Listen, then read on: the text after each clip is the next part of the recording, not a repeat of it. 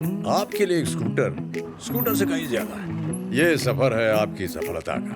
देखिए, ये हमसफर के साथ का सफर है, इसीलिए हमने बनाया ये नया जुपिटर, जो है हर स्कूटर से ज्यादा। टीवीएस जुपिटर, ज्यादा का फायदा।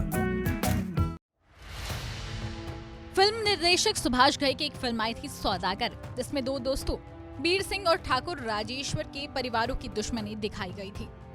एक गलतफहमी के चलते शुरू हुई दुश्मनी में दोनों तरफ के लोग हमेशा एक दूसरे को मारने पर उतारू रहते हैं। राजेश्वर के पक्ष के लोग बीर सिंह के बेटे को मार देते हैं, तो बीर सिंह बदले में ठाकुर के कई लोगों को उड़ा देता है। लेकिन बाद में बीर सिंह और ठाकुर राजेश की गलतफहमी दूर हो जाती है और वो फिर से पक्की वाली दोस्ती कर लेते हैं। हालांकि फिल्मों की तरह असल जिंदगी की रंजिशें खत्म नहीं होती।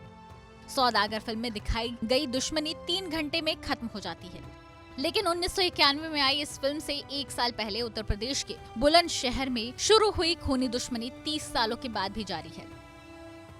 बीते रविवार यानी 21 मार्च को इस रंजिश के इतिहास में एक और खूनी पन्ना जुड़ गया है। दरअसल बीते दिनों बुलंदशहर में गोलीबारी की घटना हुई। यहाँ के एक निवासी धर्मपाल अपनी पत्नी, बेटे संदीप और एक सुरक्षा गार्ड के साथ खेत से चारा लेकर घर लौट रहे थे। तभी रास्ते में 2 बंदूकधारियों ने उनकी गाड़ी पर अंधाधुंध फायरिंग शुरू कर दी। इस अंधाधुंध फायरिंग में धर्मपाल, संदीप और सुरक्षा गार्ड गंभीर रूप से घायल हो गए हैं, जिसके बाद उन्हें जिला अस्पताल में भर्ती कराया गया है, जिसमें संदीप के सिर में गोली लगने से मौत हो गई। इस मामले पर बुलंदशहर एसएसपी संतोष कुमार सिंह का कहना है कि एक ही परिवार के लोगों पर हमला हुआ है। कई सालों से पुरानी रंजिश चली आ रही है और आज अज्ञात हमलावरों ने गोली मारकर 4 लोगों को घायल किया है।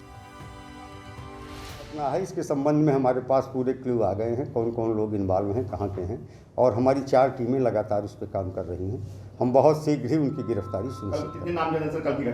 कल की घटना में इन्होंने 4 लोगों को नामजद किया है। चारों में एक अमित जो बुलंदशहर जेल में है, दूसरा उसका पिता राजेंद्र जो आजीवन कारावास की सज़ा आगरा में काट रहा है, तथा 2 अन्य गाँव के व्यक्ति हैं। और इस तरह से इन 4 लोगों को साजिश में सम्मिलित मानते हुए अभियोग पंजीकृत कराया। बता दें कि बुलंदशहर में 30 सालों से चल रहे इस खूनी खेल को शुरू करने वाले परिवार के कई लोगों को खत्म कर चुका है। आलम ये रहा कि लोगों को यूपी के बाहर हरियाणा और पंजाब तक जाकर मारा गया है।